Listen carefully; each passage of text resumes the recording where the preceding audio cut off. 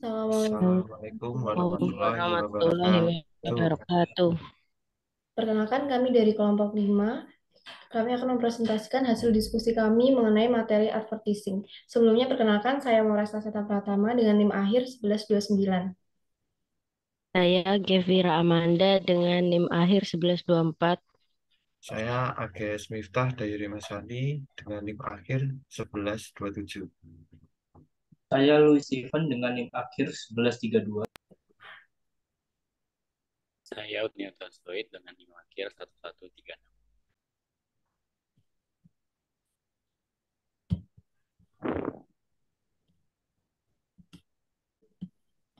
Jadi, yang pertama itu pengertian advertising, yaitu periklanan.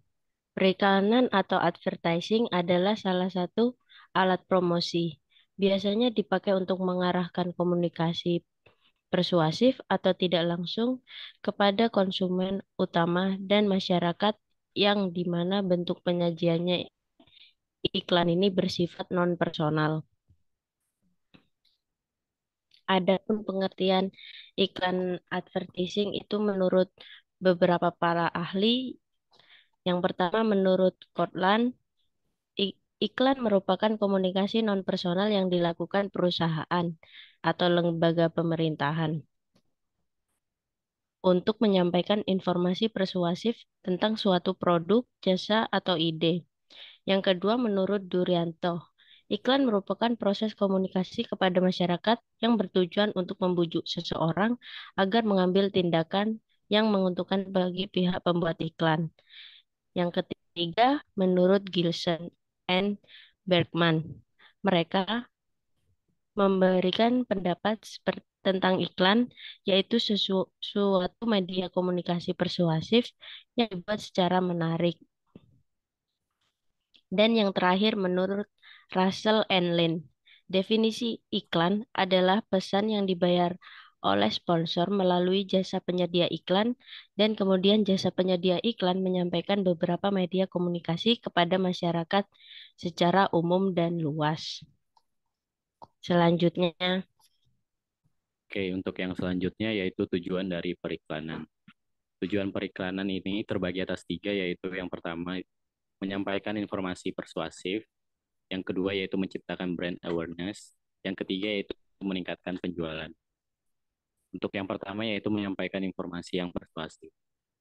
Tujuan iklan dalam menyampaikan informasi yang persuasif adalah untuk memberikan informasi tentang produk atau jasa kepada khalayak yang lebih luas lagi untuk dapat dirancang untuk menciptakan kesadaran tentang produk, layanan, merek, atau ide agar informasi yang mencakup tentang fitur segala produk atau jasa dari barang tersebut dapat tersampaikan informasi pada khalayak yang lebih luas.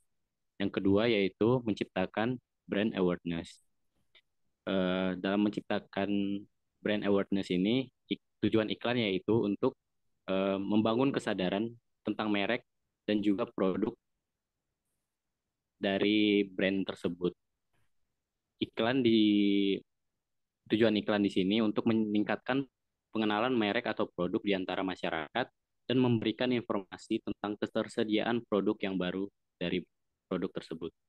Dan yang ketiga yaitu meningkatkan penjualan. Tujuan periklanan untuk meningkatkan penjualan yaitu dengan memasarkan produk dan jasa sehingga periklanan ini dapat menarik lebih banyak konsumen untuk meningkatkan penjualan dari produk atau jasa yang dipasarkan.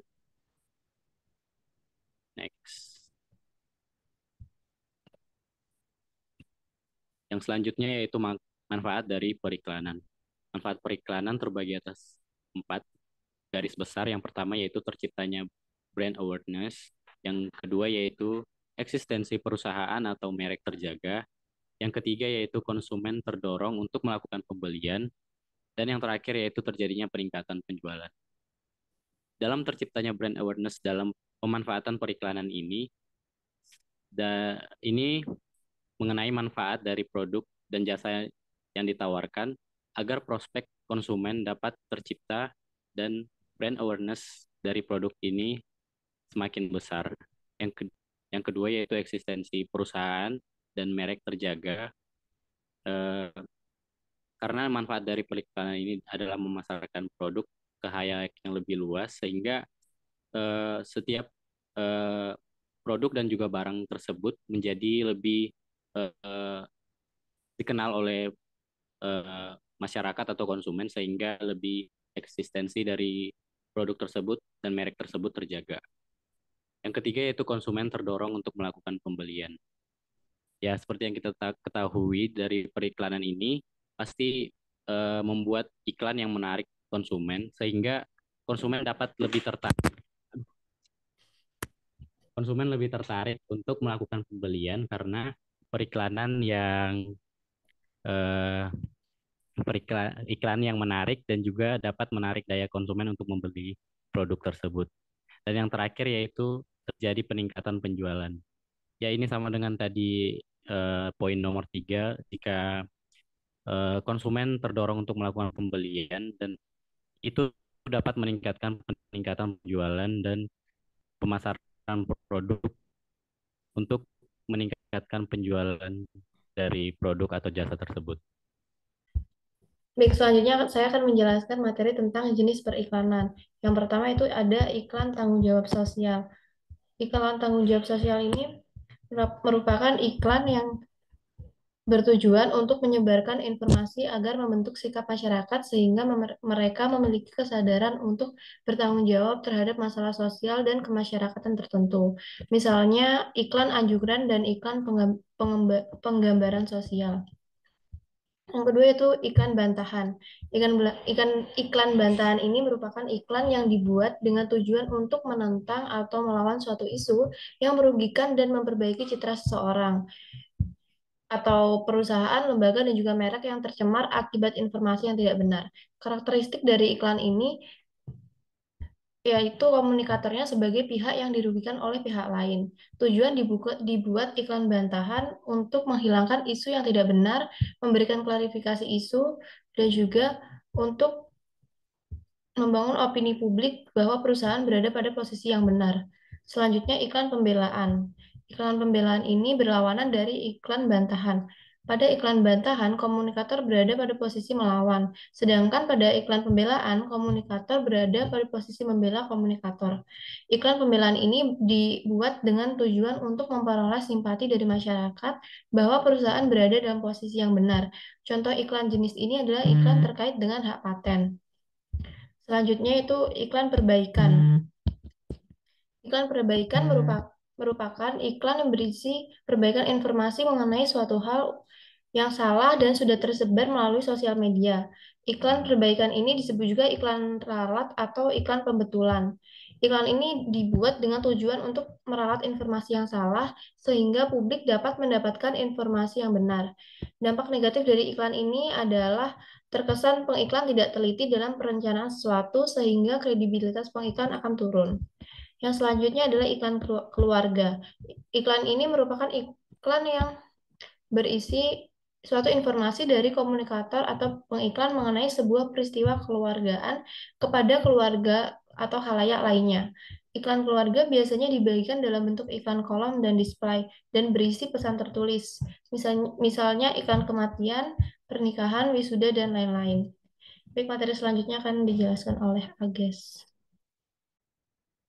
Baik, selanjutnya saya akan menjelaskan tentang kelompok-kelompok dari periklanan. Jadi seperti bisa dilihat di layar, itu ada pembagian 5 kelompok ya. Yang pertama yaitu berdasarkan medianya, yang kedua adalah berdasarkan tujuannya, yang ketiga berdasarkan isi pesannya, yang keempat berdasarkan komunikatornya, dan yang terakhir yang kelima berdasarkan wujud produk.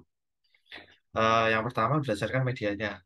Di sini di kelompok ini itu dibagi menjadi dua, yaitu iklan cetak dan elektronik.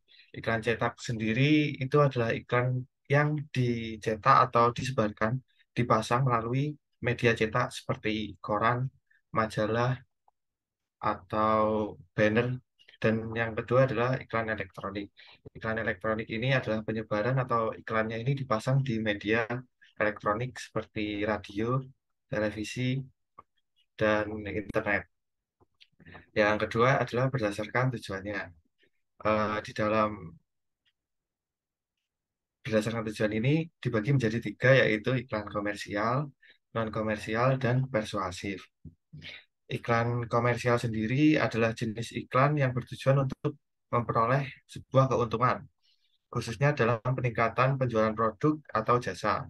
Sedangkan iklan non-komersial itu adalah iklan yang bertujuan untuk menyampaikan pesan pada masyarakat tanpa adanya tujuan untuk mendapatkan keuntungan.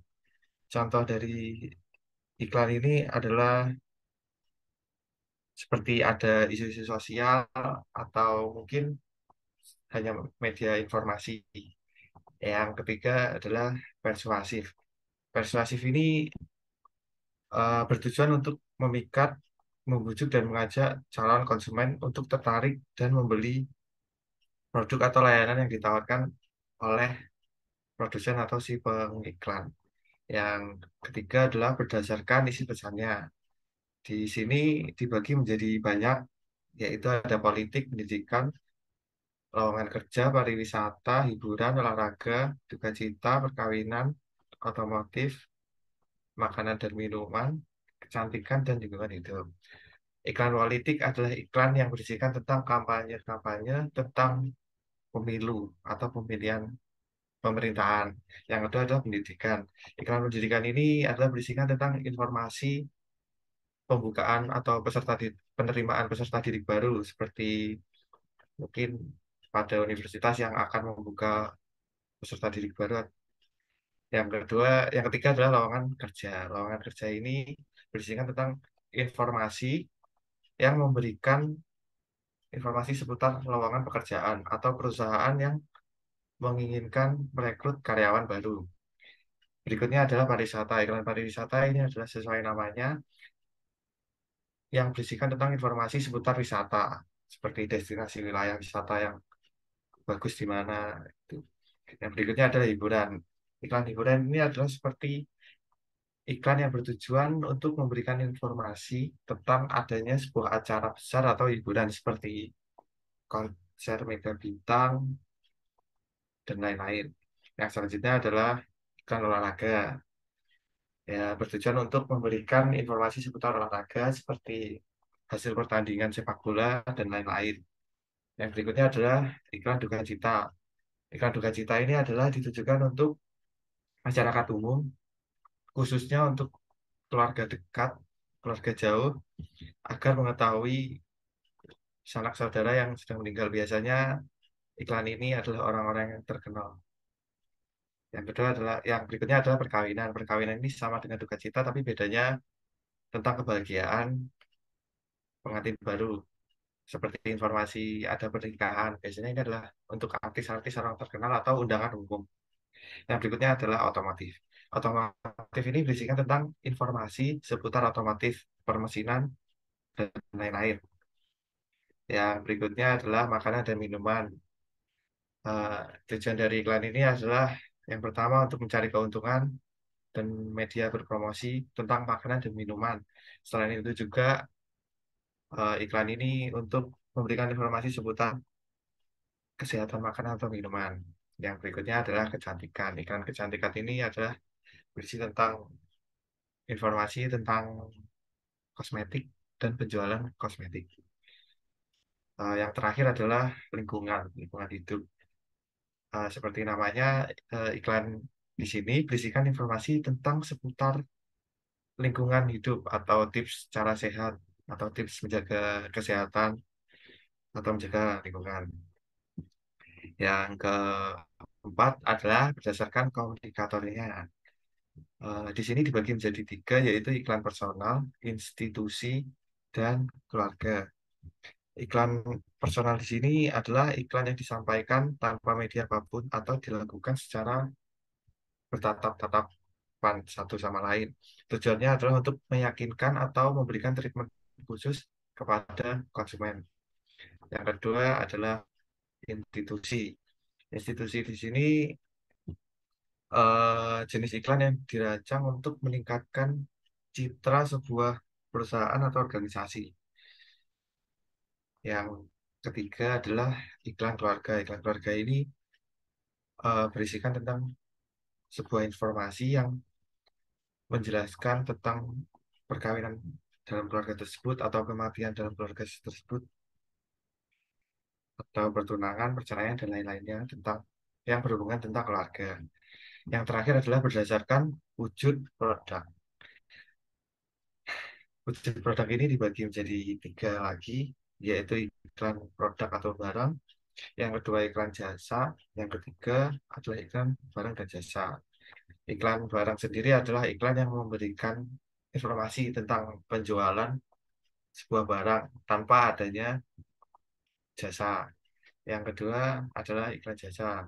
Iklan jasa di sini tujuannya adalah untuk memberikan informasi atau mempromosikan jasa yang dimiliki sebuah perusahaan seperti jasa servis AC atau jasa tentang ya itulah dan lain-lain. Yang terakhir adalah barang dan jasa. Barang dan jasa ini adalah eh, sebagai media informasi atau promosi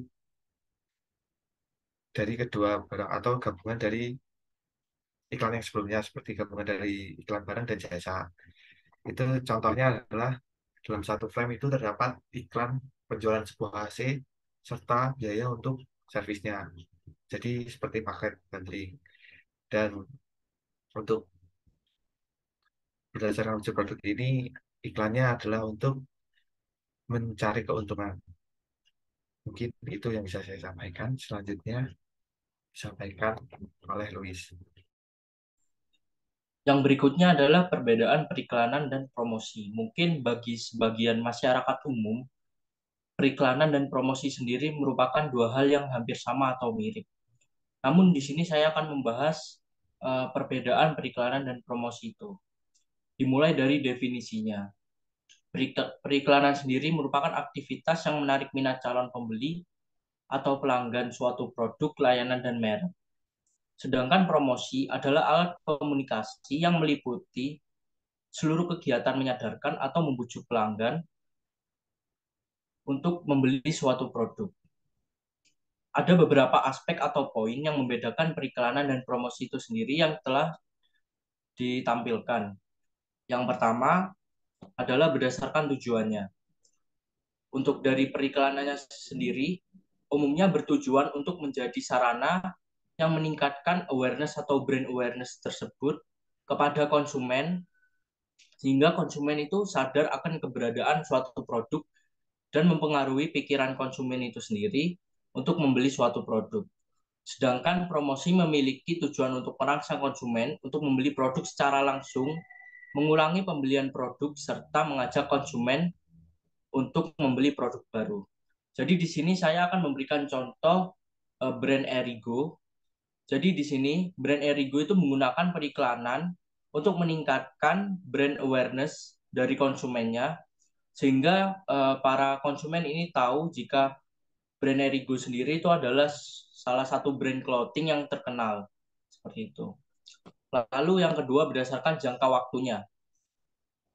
Dari periklanan sendiri membutuhkan jangka waktu yang cukup lama karena untuk menarik pelanggan itu sendiri itu membutuhkan waktu dan untuk menanamkan brand awareness kepada pelanggan itu. Sedangkan promosi memiliki jangka waktu yang cukup singkat. Lalu yang berikutnya berdasarkan hasilnya. Jadi sudah dilihat berdasarkan jangka waktu, lalu kita beralih ke hasilnya. Dari periklanan sendiri, hasilnya itu akan memperlihatkan penjualan jangka panjang. Jadi pada periklanan itu sendiri akan mengutamakan aspek ketahanan konsumen atau dalam bahasa umumnya adalah pelanggan tetap atau pelanggan setia seperti itu. Sedangkan promosi sendiri akan menghasilkan penjualan jangka pendek sehingga hasilnya sendiri itu dapat dilihat secara langsung tetapi agak sulit untuk mempertahankan konsumen. Contohnya seperti tadi saya sebutkan untuk brand Erigo, mungkin pada awal periklanan untuk brand ini tidak akan meningkatkan penjualan secara pesat, akan tetapi akan mempertahankan ketahanan konsumen itu sendiri, sehingga konsumen itu sendiri tidak akan beralih ke clothing brand yang lainnya seperti itu. Sedangkan untuk promosi umumnya itu akan memberikan potongan harga atau diskon kepada produk yang dijual, sehingga pelanggan atau konsumen itu lebih tertarik kepada diskonnya itu sendiri daripada kepada produknya seperti itu. Lalu yang berikutnya untuk berdasarkan targetnya. Jadi pada periklanan pengiklan itu sendiri dapat menentukan target pasar yang akan dijangkau oleh brand itu sendiri, seperti jenis kelamin, usia, hobi, dan lainnya. Sedangkan promosi biasanya tidak dapat menargetkan secara khusus, sehingga target pasarnya meluas secara umum. Seperti tadi saya katakan, untuk brand Erigo, di situ dapat terlihat jelas jika target pasar brand ini itu adalah kalangan anak-anak muda. Lalu untuk promosi, saya ambil contoh seperti Car Free Day pada kota-kota tertentu. Di situ banyak ada promosi yang melakukan potongan harga atau harga murah dan lain-lain, akan tetapi belum tentu konsumen yang sama akan membeli produk yang sama di brand atau di produk tersebut. Lalu yang kelima, berdasarkan medianya. Periklanan biasanya itu menggunakan media massa resmi seperti televisi, radio, papan reklame, pop-up ponsel, dan sosial media yang digunakan dalam periklanan itu sendiri. Sedangkan promosi tetap sama menggunakan media, akan tetapi promosi itu lebih banyak didominasi oleh hubungan masyarakat atau promosi produk secara langsung di lapangan. Seperti yang kayak saya katakan, untuk brand Erigo itu lebih banyak branding atau beriklan di sosial media, sedangkan untuk mungkin brand clothing lainnya itu akan terjun secara langsung ke masyarakat gitu. Lalu untuk yang keenam, berdasarkan biayanya. Periklanan sendiri itu membutuhkan biaya yang lebih banyak ketimbang promosi, dikarenakan membutuhkan media dalam kurun waktu yang cukup panjang. Jadi karena target yang dicapai itu kita yang menentukan dan melewati media massa yang akan besar efeknya, maka periklanan itu membutuhkan biaya yang cukup besar, sehingga promosi sendiri itu dinilai lebih efisien. Sehingga pada periklanan sendiri dibutuhkan komitmen keuangan jangka panjang yang juga bermanfaat untuk kelangsungan bisnis jangka panjang seperti itu. Jadi kesimpulan yang saya dapatkan, baik periklanan maupun promosi itu memiliki kelebihan dan kekurangannya masing-masing. Periklanan itu akan cukup sesuai jika digunakan untuk sebuah merek produk yang sudah memiliki kekuatan finansial yang cukup. Seperti yang tadi dijelaskan, biayanya membutuhkan lebih besar daripada promosi. Sedangkan sebaliknya, promosi akan lebih efisien dan mudah digunakan untuk semua kalangan produk, baik dalam skala kecil maupun besar. Demikian materi yang saya dapat sampaikan. Terima kasih. Baik, sekian presentasi dari kelompok kami. Terima kasih buat teman-teman yang ingin bertanya, silakan. Sekian dari kami. Wassalamualaikum warahmatullahi wabarakatuh. Waalaikumsalam warahmatullahi wabarakatuh.